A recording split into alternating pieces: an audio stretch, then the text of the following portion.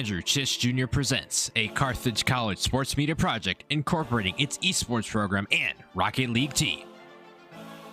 Welcome to the Carthage Esports Rocket and Roll Birds podcast. Ladies and gentlemen, welcome to episode number 5 of the Carthage Esports Rocket and Roll Birds podcast. I am Andrew Czysz Jr., the host of the podcast, and today we'll have a Carthage Rocket League Red player interview, our first one, with Alex Vaile. And we did his interview during April 12th's Carthage Esports charity stream for Alex's Lemonade Stand Foundation. So let's get right into diving in for the interview. Unlike Penn, Vaile was on the Case Rocket League team for his high school days. Now, when I joined with Sia in spring 2022, I only got to see him play in his senior year. So he's already been here for a year before I got here. So that means he's a junior since I'm a sophomore. So, and these interviews will be for a sports media project that I'm doing on Carthage Rocket League Red. In case if the audience is wondering why these interviews are happening, welcome, Vaile. Oh, it's going well. Just got done with Pixler's interview. Yeah, I was listening on the car ride here. So we'll get started here. So how did you get involved with esports? So yeah, like you said, I started my senior year of high school. My friend actually did the year before, and he recruited me to play because we had played Rocket League since like 2016. So we were playing, and then he recruited me, and it was just basically a team of friends. We were just running it. So It was a lot of fun. Nice. I think Dr. Lunatic was on that team too, right? Yeah. Diego? Yeah. Yeah, he was. Yeah, Diego's cool. So, what video games have you played both competitively and casually? Competitively, I've really only played Rocket League, and then we did the Valorant team for fun this year. Yeah. But it's just been Rocket League for me since senior year of high school. So it's 4 years now, which is crazy. That's crazy. Yeah, time flies, I swear. Yeah. And for the Valorant club that we have at Carthage, you guys almost got to the championship. I know. That would have been so much fun. That would have been crazy because you guys were kind of like picked up the game and were like, all right, guys, we're going to do this. We're going to do this. Because Blaze was telling me that one time when I was sitting with him at the cafeteria, and he told me it was like the same ideology he had with the Horlick team. He's like, all right, guys, we're just going to play Valorant. We're going to see how this goes. And they ended up making it to the state championship. It was actually hosted here in spring 2023. Unfortunately, though, they had to go off-site to NYPB because there was tech issues down here because they were running multiple PCs for, I think, Valorant and League at the same time, which wasn't a good idea. Yeah, that's true. And then half of the PCs were in the Todd Weir jockey room, so that really didn't help out anything. Cool setup, right? Right. But realistically speaking, internet connections are going to go haywire. Things aren't in their proper place down here when we have the fastest Wi-Fi speeds on campus. Definitely a flex. Right. But, yeah. For me, competitively and casually, Mario Kart for sure. Yeah. I mean, with Sia's community tournament last year, I teamed up with a buddy from the Smash Bros. Team. We ended up winning that competition. That's so awesome. That was like my first actual sanctioned Mario Kart tournament. So it was cool to compete in that. Casually, Rocket League, anything like that, Nintendo related things. I do wish I would have started earlier in high school though, because I was playing Rocket League anyways. I enjoyed the game a lot. I wish I would have found esports earlier. Yeah, but better late than never, yeah, as they always say. So, how do you foster collaboration with your teammates during on-season and off-season practice? I think first off, it's always important that you enjoy your time with your teammates and that you like each other. I feel like that's number one. If you like each other, you're gonna want to play. You're gonna want to get better together and keep grinding. I think that was the case for our team too. So, we just always try to scrim multiple times a week. We always VOD review our gameplay. We know that we can give each other criticism, and we're just trying to get better. We understand that, so right. I think that's a big thing. And that constructive feedback is probably arguably the most important thing. Yeah. When you're going through those VOD reviews, because you're like, hey, when we're in this position, what can we do? If you're in a desperate situation where your teammates demoed off and you're in the net, there's two people pushing up. What do you do? Do you go for the 50? Do you fake out and have the third come in and try to hit it? Yeah, you really have to be on the same page in every situation, which it's hard to do. Oh, for sure. It takes a lot of practice, but if you can get that down, you have unlimited potential as a team. Yeah, like that 5 minutes, the casual audience were like, "Oh yeah, that'll go quick." Yeah, No, no. in some instances it does. Other instances it really doesn't when you're trying to like focus on, winning as a team. Like if Yeah. it's, for example, if it's like 2 minutes and you guys are down like one, for example, Mhm. you guys have the time to do that. But like if you guys are down by like 2 or 3 goals, then that's when time becomes a factor. So Yeah. like there's multiple instances where time can really determine the Rocket League games and like determine the pacing of the team and stuff like Or that. like if you're up 1 or 2, the time drags a lot. If it's a really intense like best of 7 or Yeah. on land, like You're that like, time oh will my go in slow god, motion. just let this Yeah. end. How many clears do I have to Yeah, do? Literally. Yeah, it goes both ways, honestly, and to that point of like constantly having to adapt and work as a team. That's the most Mhm. important thing to me. And like the VOD reviews, like you said, just go through, analyze, articulate things in an authentic way to like actually tell your teams like what can we do to get better, and Yeah. what do we need to keep doing in order to be at the pace that we're at. And I think in every team I've been on too, like there's always going to be those times when you go through like a slump and you really Mhm. have to work to get out of that. And that's where like the VOD review comes in huge. It's like really analyzing what you guys are doing wrong and how you can fix it. And sometimes it takes a lot of sessions to do that, but For sure. And to clarify Right. exactly what we're talking about, so whenever these guys are streamed or they record their own gameplay, we have a site called insights.gg. We have video on demand files, short for VOD, that these players go through with their coaches, and they review the film over to, try to fix, minimal errors, maybe major errors if there's something happening like before a specific Mhm. game. Sometimes they get film on the other team too and analyze that. So it's kind of like football, honestly. That's Yeah. that's the it's like any other sport Yeah. if you're doing a film session. no, pretty much. It's the exact same thing. So video games really aren't really too far out of the spectrum of traditional sports. It's Mhm. just video games, as opposed to actually playing a sport on a live field. So there's that. So Vale, what is your routine before a big match? So for me, I always try to be down here like and ready at least like an hour early. I think that's important. Mhm. I know a lot of people like listen to music when they play games. I really can't do that at all. I can't focus when I'm listening to music. I don't know. But I always hop in training for a little bit. Mhm. Just see how the car's feeling. I know Pix and I have started 1v1ing recently before matches. Yeah, he did bring that up. Yeah. Otherwise, like I'll hop in like competitive 1s, 2s, or a couple 3s games. Just I don't know, make sure everything's good, and then hop back in free play. And then Mhm. we always go in the back room, Yep. have a little team talk, and then we're ready to go. Yeah, I like to listen to music while in game, but sometimes like it kind of feels weird. Yeah, I don't know, I it just can't feels focus. I don't know. It feels off. Like especially if I'm playing like something like Rainbow Six Siege casually. Yeah. Like I cannot have No. music on because I you gotta can't- hear everything. Right, you can't hear somebody walking, you can't hear somebody droning, Mhm. you can't hear anything like that. But for like Rocket League, it's understandable to have music on. So Yeah, I could see why people do it. yeah, I can see. I guess it's just an acquired taste for some people. Mhm. I don't know. I'm not opposed to having music on while playing video games, but Yeah. in some instances, honestly, for me, it just like it's what I feel like in that moment. Yeah. Like, sometimes, honestly, I'll admit I kind of forget to put Spotify on while I play games. I could so- see like like if you're nervous for a match, like it could help like calm you down. Like if Yes. you just listen to the music, you're locked in. I can see right, that. like if you got your favorite tunes playing, like Yeah. I can understand that for sure. So next question: how does Carthage Esports' program relate to the program at Case High School?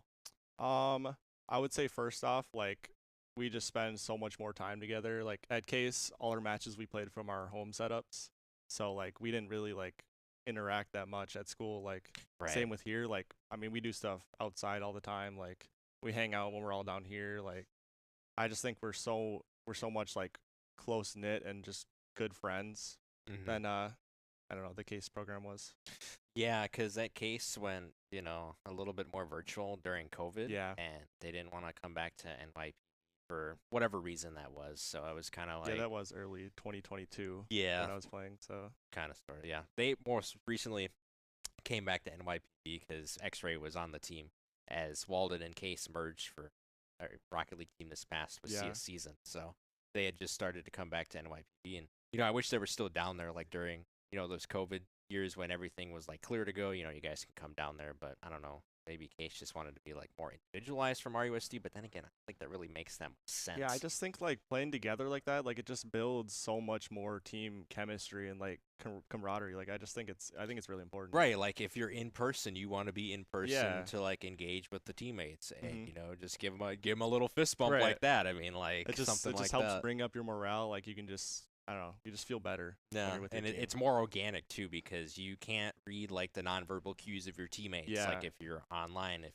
Discord call as opposed to being in person, you can actually see the person and you're sitting right next to them. Right. It's easier to communicate with them, you know, in person as far as online because sometimes maybe that the one teammate doesn't have that good of internet. Yeah, and then on like a certain day. you have to go to a LAN where you're playing next to your teammates. Then it's like a whole like foreign experience. And like say like you play down here at Carthage where we're next to each other. Like that's one less thing that's gonna be like new to you when you go to a LAN. So like Right. I think that's important because you're not gonna have played on the setup before.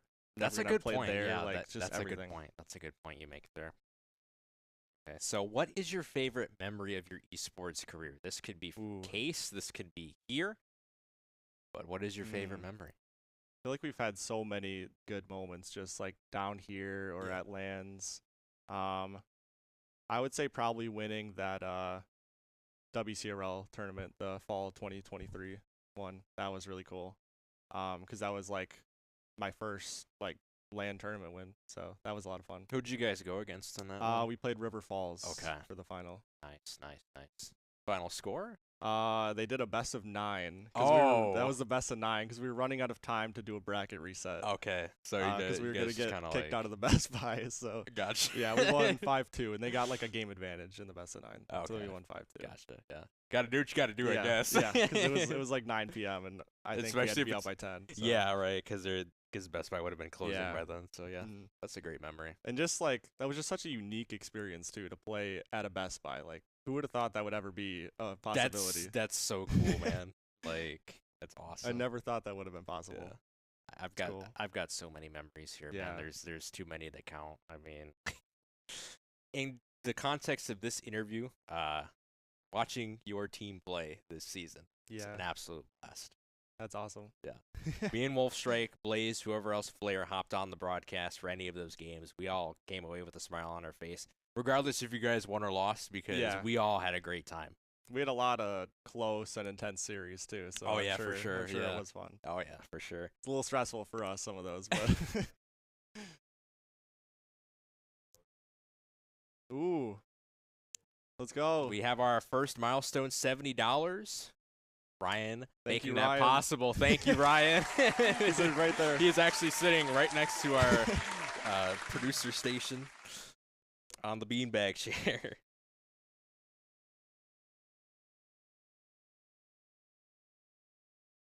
Okay. So after our interview with Vaile is done, we'll talk about the challenges that are going to be throughout the broadcast as we hit these milestones for Alex's Lemonade Stand Foundation. Continuing with the interview, Vaile, why do you think esports matters at both the high school and collegiate levels? I think it's like any other like club or sport. Like it's just such an easy way to get to know people really closely and just make good friends. While having competitive moments. Like I think that's really important. Mm-hmm. I just think it's a lot of fun too. Yeah, I would agree. And like I said with Pixlr 2, there's so many opportunities that are just within esports that people don't realize. Yeah. I mean, we have classes at Carthage. We've got game development, computer science that can coincide with esports. I know there's like summer research opportunities and stuff like that. And in our sports management program, there's also a dedicated esports class too. Yeah. Does Coach Robert teach that? I don't know who exactly. I'm not sure. I thought he told me like last year he taught it for like a semester, and I was like, wow, like that's crazy. Like the fact that we actually have something like that, it's crazy because people, need to understand like what the business of esports is, and it's constantly growing, year after year after year. I mean, we've got so much nice stuff here with our equipment and whatnot. We have amazing players like yourself. I mean, Thank you. so I would say too, like I've played sports my whole life too, and like I would say in esports, like I think I've made like just from starting from people I've never met before, I think I've made way better friends than I have in any other sport. And I've played esports for 4 years. I played soccer for 13 years, and I don't think I've made as good of friends as I have here. So Wow, it's that just is really cool. Yeah, that's an awesome comparison there. Just to see how impactful esports is from your perspective. I mean, esports from my perspective, I mean, it's given me everything with like broadcasting knowledge to networking skills. Like without it, my journey would be a little bit different. Yeah, you have so many opportunities. Going Yeah, now. it's like, it's insane. crazy. It's insane to look back on that from like 4 years ago when I was like wondering like, oh my God, what am I gonna do? Yeah. And then Horlick pulled me in there like, hey, let's have you broadcast some JV Horlick games, and then it just went on from there. And then Just kept going up. Yep. And Journalism opportunities Yeah. left and right. You know, doing it for our program and also the baseball program now, which is amazing. And yeah, it's just a lot. yeah, A just lot that starting with esports can something do. you're doing for fun, and I Right. mean, it could be your career Yeah. eventually, right? Like, Yep. it's just such a cool opportunity. If you do something you love, you never have to work a day in your life. Yeah. Remember that. It's true. It's a great quote to live by. Yes, for sure. So where do you see Carthage Rocket League going within the next couple years now? I know you're a junior. You're going to be a senior next year. It's hard to comprehend it. I'm only Yeah. going to see you for one more year. But where do you think this program is going to go into the future? I think it's just so cool because like year after year, like our players just keep getting better and better. Like, I mean, like literally the potential is infinite. Like, we could be competing in CRL in the future. Like, who knows if we keep getting better and better? Like, I mean, Right. it's just so cool. And I think with all that, I think it's really important that we keep this close knit relationship with everyone. I think that's the most important thing. Like, no matter how good our team gets or whatever, I think as long as you're having fun, Yeah. that's the most important thing. So That's all that really matters Yeah. at the end of the day. And if we keep this, collaboration going, I mean, anybody that comes here and anybody that wants to play here is going to feel welcome at all times. Yeah. That's exactly what we want to do. These players, they want to show off their skills, but they also want people to, hang out with, Right. especially if they live on campus, for example. I know you guys do a lot of activities like during the off season, during our like summer boot camps and whatever and stuff like that. And just in general, like throughout the school days, like if you guys, are off a class and you guys want to like do Yeah. something like have a volleyball night or something Right. like that, you guys have that option to do that, and that's awesome. I think that's the most important thing for me is just knowing that we can just hang out whenever and Yeah. we'll have fun.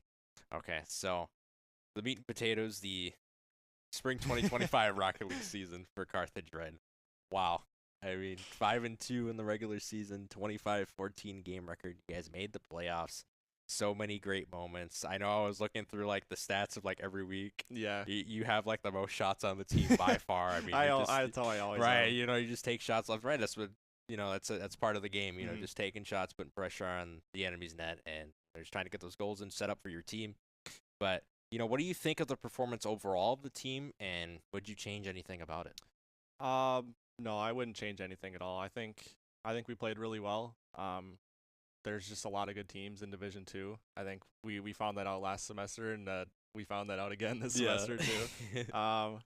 But I think we're improving, and that's what matters. Like, I think we improved off the fall semester, and I think we'll keep improving as we go forward, and hopefully eventually we can compete in like top 3 or top 2 or even winning a Div 2 title. I think that's the goal eventually. For sure. I hope this team stays together for next semester. Not sure what's going to happen with our recruits that are Right, coming we got to in, see. but yeah, we got to see. But if this team stays together, you guys can run it back. Yeah. I have 100% faith in that. And we had so many good teams in Division 2, Indiana Tech, Southeastern Oklahoma, and I'm blanking on the other ones. I think there's like one or two that I'm missing. I think even in like the other, like the what was that, Central or whatever, there was like Drexel and stuff. And they're way up there, like top 10, top 15. Yeah, for sure. Oh yeah, college, Houston. So. Houston's another Yeah. good team. Yeah, that was my favorite game for sure. That losers bracket first round, like that ending. You can't get much better than that. Like, it's game 7. It's down to overtime. It's 1-1 apiece. Like, it's win or go home since it's double elimination. You guys are already in the losers bracket. I mean. And we were 0 boost on defense for 2 minutes, and then we come down and get a counter, and then we win. Right, I just see you perched up in the right corner of Houston's net. I'm like, oh, Pixar's in position. He's coming down the middle. I know, I just threw it off the backboard. I was like, there's no one back.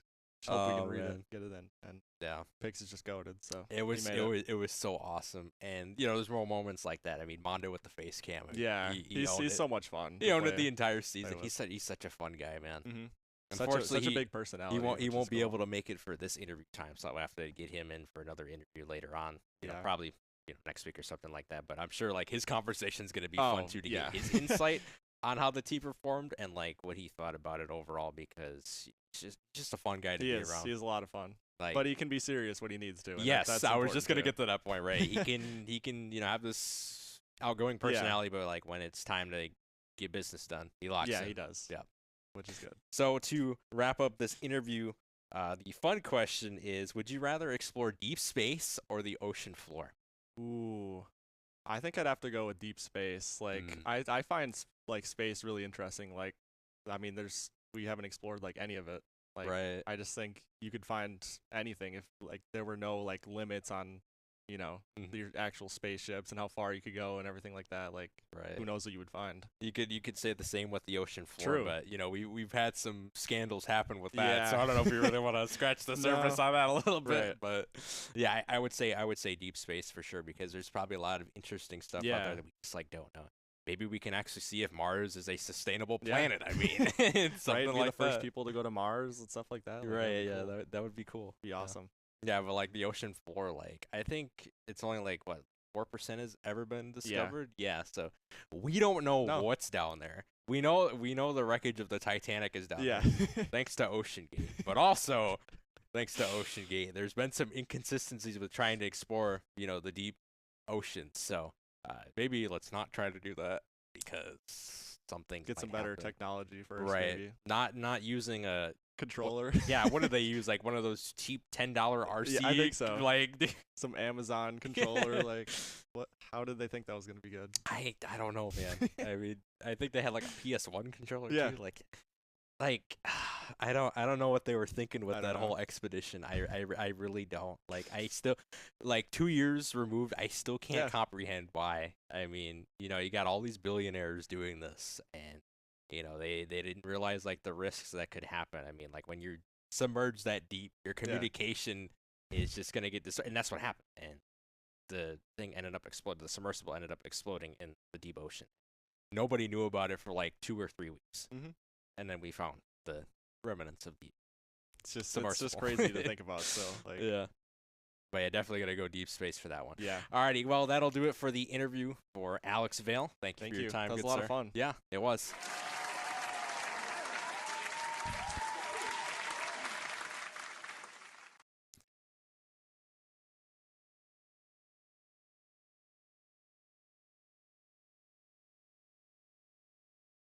Alrighty, so with the